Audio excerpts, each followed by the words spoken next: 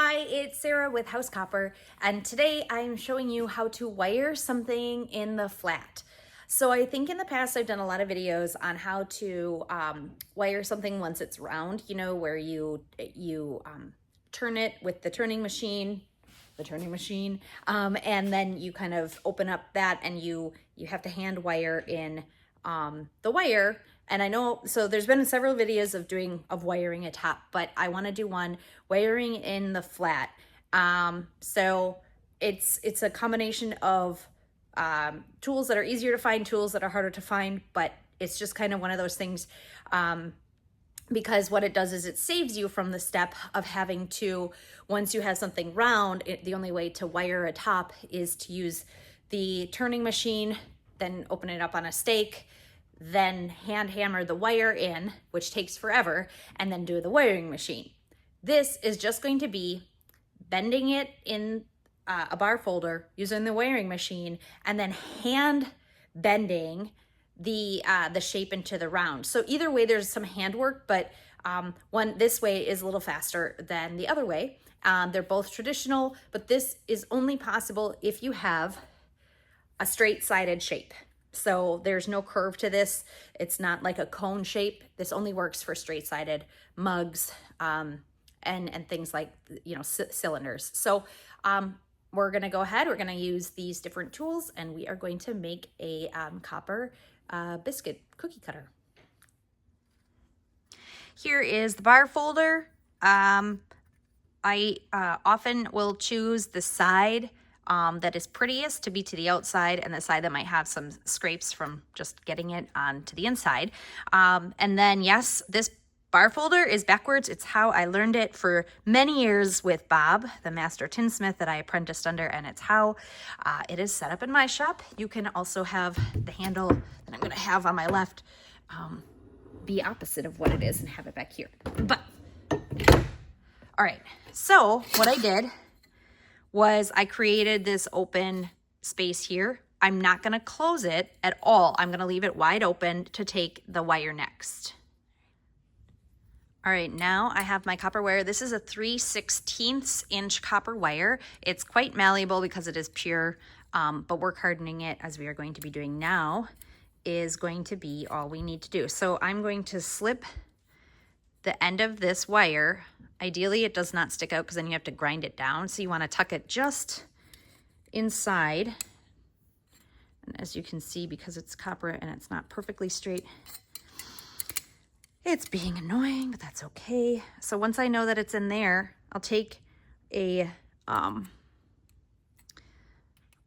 just a regular hand pliers, and I will bend this corner all the way around like so. So now it's tucked in there and it shouldn't move. And what I'm just trying to do is catch this so that when I go on the wiring machine, this whole thing, this wire, even though it's sticking out, is going to end up tucking itself in with the machine. All right, so this is set up. Once I tuck it under, right there, I'm gonna hold this line here against this backstop. If you wiggle it out, it's going to come out. Make sure that this is down, but not so tight. And then you very carefully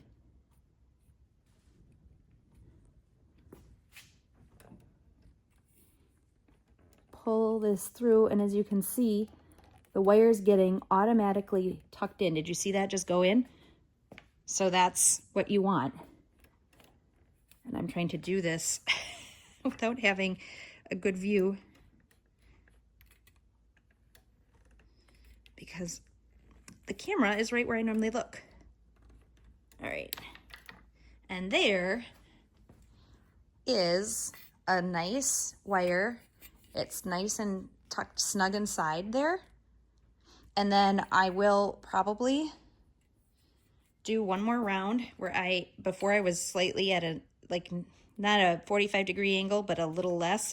Now I'm going to tuck the wire up by kind of, I'm too tight, by kind of making it, pushing the body up a little. Oh, that's what you don't want to happen.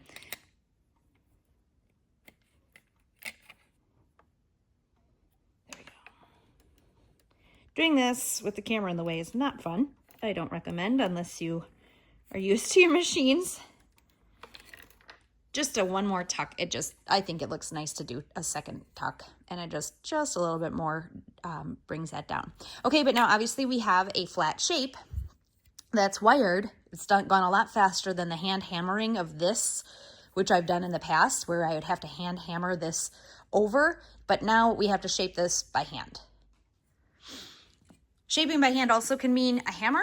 I will use a rawhide or a rubber mallet to do this because I don't want to scratch the copper like I would if I had something that was metal. This is a hollow mandrel stake, and I'm going to start creating a curve. This diameter is too big for the final, but you want to start big and then work your way to smaller stake.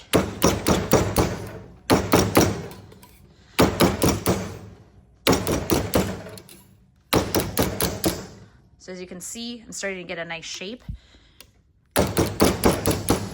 I'm also only hammering on the wire, never on the body. You will dent the body, and it will not come out again. It will always show. So you really only want to hammer right on that wire.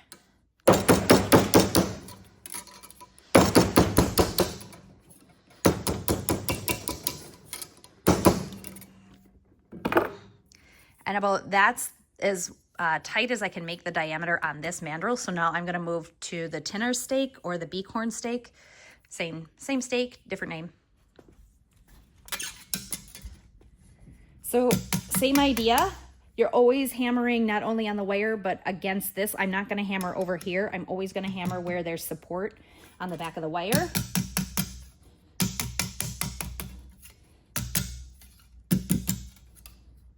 Now, if I had a roller that had like a groove for a wire, I could do this on a rolling machine.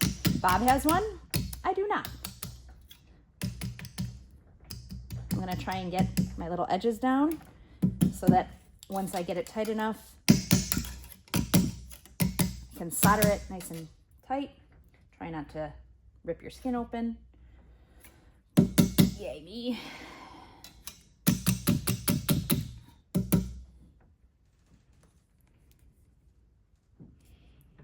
Oh boy. Come on, nice and tight here. Close.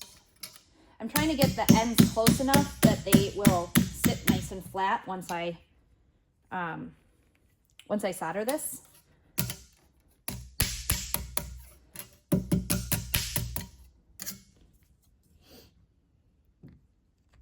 That's probably close enough. So now, if you notice, it's not round because I did this by hand, but that's okay because then there's something we do right at the end after this is done. So now I have this close enough that I can get it clamped and we can solder it. All right, here you can use a surgical clamp or any other clamp. You flux just the inside, let it run, but not too much so that it doesn't come out on the lap seam on the other side. And then you have a nice holder for your fire, which I have to start. Don't fall. All right. There we go. For those who worry about safety, you do not need safety gloves when you are not touching the fire. And you are doing what we've done many a time in the past, which is just melting and sealing this. Running the solder all the way to each end.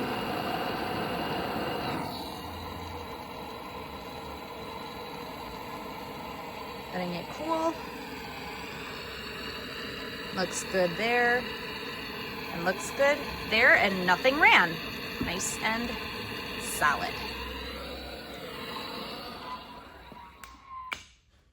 Now remember I said don't worry because if it's not perfectly round, which it's not, there's a way to manage that, and that's with this. They come in wood or they come in this one. This one is, it's got a steel insert, but otherwise it's just rubber. So you want rubber or you want wood.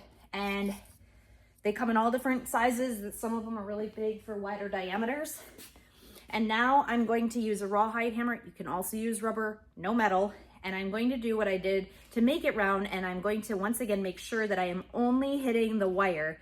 If I hit the body of this, I will create a dent that won't come out perfectly, and the piece really I shouldn't send to a customer. So I'm going to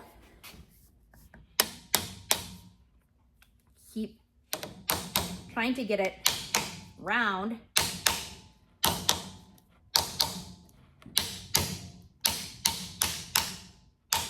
And as you can tell, it's kind of getting lower as I go because it's actually getting rounder. So I'm only hitting, and I can also see on the form where it's gaping a little bit on the bottom.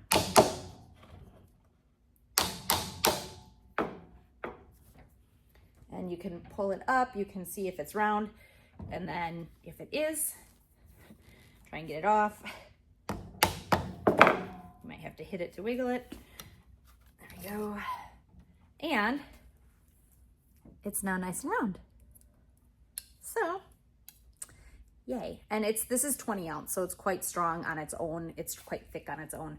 But yeah, all right. So that is wiring in the flat. Again, you can only do it with straight-sided vessels or pieces, but it does save you a lot of much more time-consuming steps if you make it round first and then have to turn it, open it, hand hammer, wire, all of that stuff. So there you have it. Let me know if you have any questions. Thank you again for watching and spreading the love and subscribing. Please find me on Facebook and Instagram, where just search House Copper. As of this recording, there's still, I think, 4 spots left in my 2025 workshops. If you want to come to the Copper Shop for like 3 days and build with me and a couple other people, it is a good time. We always have a good time. It's Wisconsin. I mean, come on. What's not to love about Wisconsin? Anyway, thank you again for watching, and I will see you again next time.